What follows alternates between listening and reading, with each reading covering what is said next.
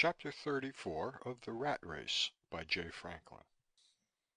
I was lying down in the kitchen near the stove on an old rug which Mary Myrtle had spread for me. She was really a nice girl. My educated nose informed me that she was kind, young, and affectionate.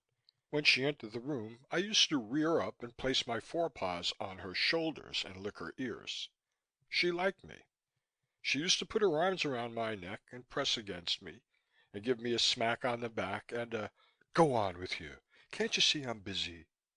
I was lying by the stove when Winnie Tompkins entered the kitchen. Mary Myrtle was bending over the stove, fussing with a saucepan of vegetables. I was quietly sniffing with interest the combination of cooking smells and the scents from the warm spring afternoon. Winnie strolled across the kitchen, took his thumb and forefinger, and gave her a hard pinch on her buttock. "Oh, God!" she shrieked, and turned to confront him. "Oh, you," she observed. "I thought you'd got over all that." He whistled between his teeth, put one tweed-clad arm around her shoulders, and pressed her to him. "Go on," she said in a half-whisper. "I'll call Mrs. Tompkins." Still whistling, with his free hand he tilted her chin up to his face, stooped over and kissed her. I could see her hands flutter and press against his chest for a moment, then relax, then clutch him fiercely as her lips thrust against his mouth. I rose and growled. "Hello!" he exclaimed. "Why, if it isn't Ponto! You jealous again, old boy? We can't have a moralist around here, can we, Myrtle?" He turned and kissed her again. I stalked over and stood, rumbling a bit beside her, ready to attack if he carried his dalliance beyond decorum. "Let me go, sir," Myrtle begged in a hoarse whisper.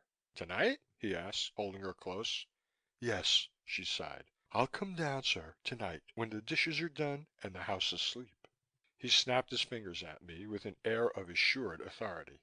"Come on, Ponto," he commanded. I followed him with murder in my heart, my toenails clicking on the parquet floor, my tail wagging with slow servility. He led the way upstairs to my wife's bedroom. He tapped on the door. "Come in," Germaine called. "And here's Ponto." I padded across the room to the chaise lounge and lay down beside her. I gave her silk-clad leg a poke with my nose. She smelled lovely. "Thank you, Ponto," she said courteously. I rested my head on my paws and looked at Winnie. He absent-mindedly pulled a cigar out of his pocket, bit off the tip and lighted it, after spitting the shreds of tobacco in the general direction of the fireplace. I could feel Germaine go tense. "I'm so glad you decided not to go to Hartford after all," she remarked quietly. "It's much nicer for you here. Myrtle and I can take care of you and see that you have a good rest. Poor darling, you must need one." Winnie blew a heavy puff of smoke toward her bed canopy. I could tell by the way he answered her that he was feeling his way. "Yeah," he agreed. "I might as well get a sample of this far-famed suburban home life you read about." She jumped up and put her arms around his neck. "It's not so bad, is it, Winnie?" she asked gently. "You know, I suppose it's silly to tell such things, but last night I dreamed we were going to have a baby." "Good Lord, Jimmy!" he drawled. "I hope not. You know as well as I do that we aren't the kind of people who have kids. If you think there's any danger of it, there's a doctor I know in New York who'll put a good stop to it." Germaine's hand fluttered helplessly at her breast and her face went white and peaked. A sharp whiff of the acrid sense of human anger and fear came from her body. I rose and eyed Winnie steadily. I was careful not to growl. "Why, I thought," she began, "the other night, I mean, it was all so what's the matter? What has changed?" He gave a sort of neighing laugh.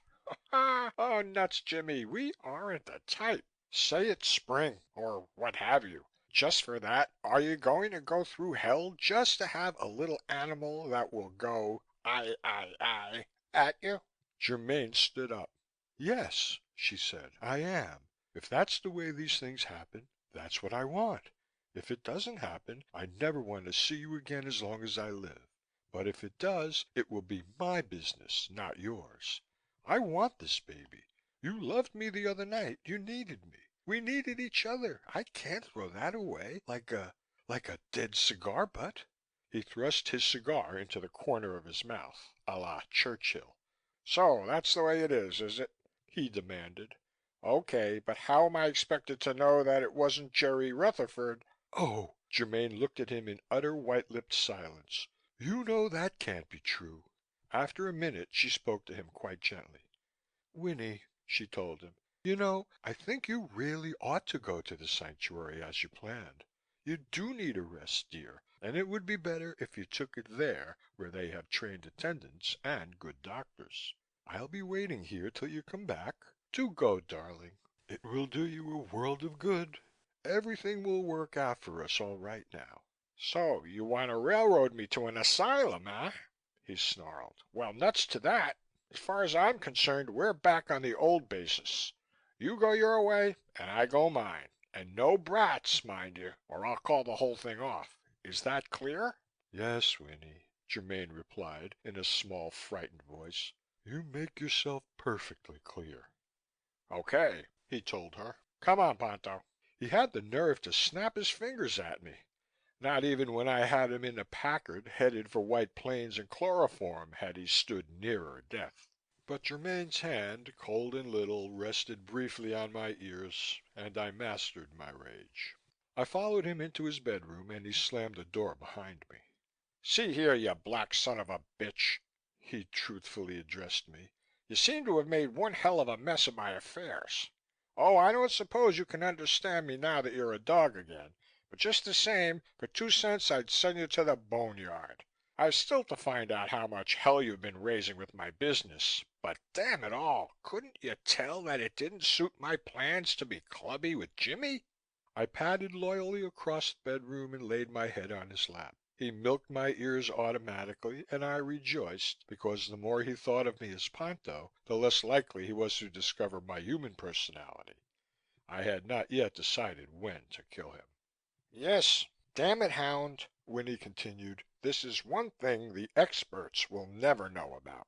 It's out of this world. 3 weeks as an involuntary Great Dane, ending up in a shotgun marriage with a big brindle bitch named Bugle Bell III. If you want to know my idea of shooting ducks in a rain barrel, that is it. No privacy at all, just an old boy writing things down in the stud book. Jimmy may think I'm mean, but after that experience, who wants offspring? Cannon fodder or kennel fodder. I don't. Neither would you, Ponto, I suppose," he added. "That legally speaking, you are the putative father, not me. Gosh, what an experience." He reached over to the night table and pulled the brandy bottle out from the little cupboard, which was neatly filled out with glasses, bottle openers, a siphon and a decanter. He glared accusingly at the bottle. "Damn you!" he exclaimed. "It's almost gone. My best brandy. Whoever told you you could touch my liquor? Oh, well, can't say that I blame you. Here, I'll let you smell the cork." He held it out at me and I sniffed it dutifully. I jumped back, sneezing. "Not so keen about it, eh?"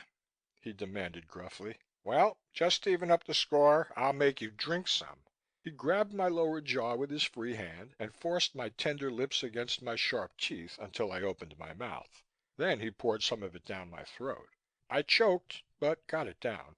"Atta dog," he praised me. "Now you just stick around and you'll see some fun." He went out and closed the door, leaving me alone in the darkened room. An hour or so later the door reopened and Winnie swaggered in.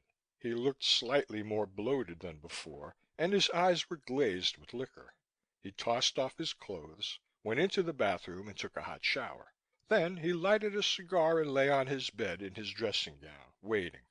After a while there was a quiet step in the hall and the click of the door handle. It was Mary Myrtle. She was wearing a red flannel dressing gown and her hair was done up in a pigtail. She closed the door behind her and cast an anxious glance over her shoulder in the direction of the hall. Tompkins guffawed. "Ha ha ha! Who, Jimmy?" he demanded. "Not her. She knows better than to interfere." Myrtle cast strange little embarrassed glances to right and left, and I noted that her hands were trembling as they fumbled at the buttons of her dressing gown. I strolled across to her and sniffed the sharp perfume of desire on her limbs. She gave a little squeak. "Oh!" Ponto, you gave me such a start." She turned to Winnie. "Take him away," she said. "It doesn't seem decent with him watching." He gave a loose-lipped smile and rolled off the bed. "Ponto," he ordered, "you're de trop. Get the hell out of here." He opened the door to the hall and I slunk out into the darkness of the landing. My toes clicked their way across to the door of my wife's bedroom. I lay down, on guard, my ear cocked to catch the desperate, stifled sobs of the woman inside. It was then that I decided that Tompkins must die. End of chapter 34.